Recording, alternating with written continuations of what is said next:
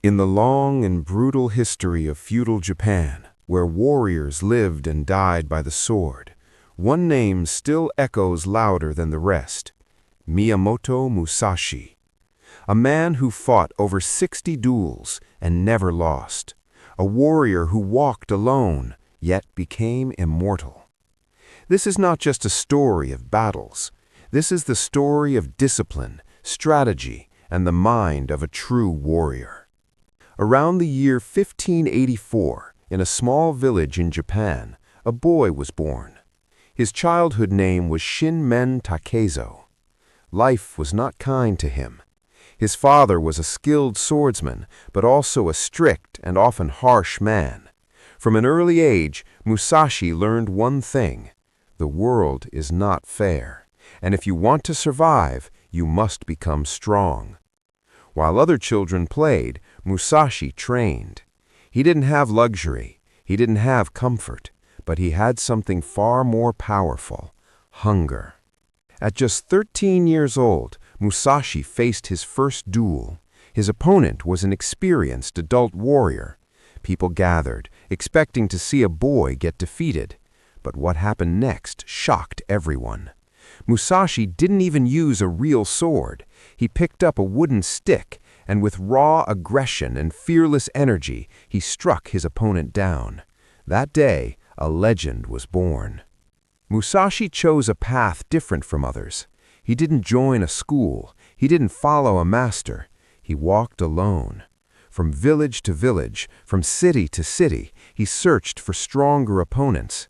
Each fight made him sharper. Each battle made him wiser. He slept in forests, survived hunger, and lived like a shadow. But there was one thing he never lost: his focus. Musashi fought more than 60 duels in his lifetime, and he never lost a single one. But it wasn't just his strength that made him dangerous. It was his mind.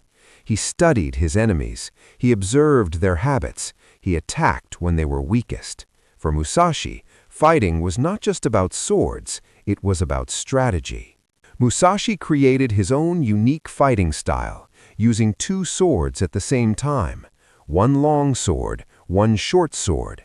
This technique was called Niten Ichi Ryu, the school of 2 heavens as one. Enemies didn't know how to react. His movements were unpredictable. His attacks were fast and deadly. He didn't follow tradition. He created his own. One of the most famous moments in Musashi's life was his duel against Sasaki Kojiro. Kojiro was a master swordsman, fast, skilled, deadly. The duel took place on a remote island, but Musashi did something unexpected. He arrived late, very late. Kojiro became angry, and anger is weakness. When the fight began, Musashi used a wooden sword he had carved from a boat oar. In a single perfectly timed strike, he defeated Kojiro. That moment made Musashi a legend. After years of fighting, something changed inside him. Musashi realized winning battles is not everything. He stepped away from constant duels. He chose solitude. He meditated. He observed life. He began to understand the deeper meaning of strength. True power comes from the mind. Near the end of his life, Musashi wrote a book, The Book of 5 Rings. This was not just a book about fighting. It was a guide to life. In it, he explained strategy, discipline, timing, and mindset. Even today, this book is studied by martial artists, business leaders, entrepreneurs, because its lessons go beyond the battlefield. In 1645, Musashi retreated to a cave. He spent his final days in deep meditation. No army, no battles, no noise, just silence and wisdom. When he died, he left behind no kingdom, but something far greater: a legacy. The story of Miyamoto Musashi doesn't end with his death in a cave in 1645. It transitions from the history of a man into the philosophy of an icon. Here is the next part of the legend: his lasting impact on the world and the final wisdom he left behind. 1. The Dokodo, the path of the loner. Just a few weeks before he passed away, Musashi wrote a short, powerful document called the Dokodo, the way of walking alone. It consisted of 21 precepts, or rules, for future generations. These weren't about how to swing a sword, but how to carry one's soul. Key lessons included: accept everything just as it is. Do not waste energy wishing for a different reality. Do not seek pleasure for its own sake. Stay disciplined and focused on your purpose. Never be jealous. Envy is a weakness that clouds the mind. Detach from desire. To be truly free, you must not be a slave to your own wants. 2. Mastery beyond the blade. Musashi proved that a warrior isn't just someone who fights. In his later years, he became a master of several arts to sharpen his mind. Calligraphy and painting.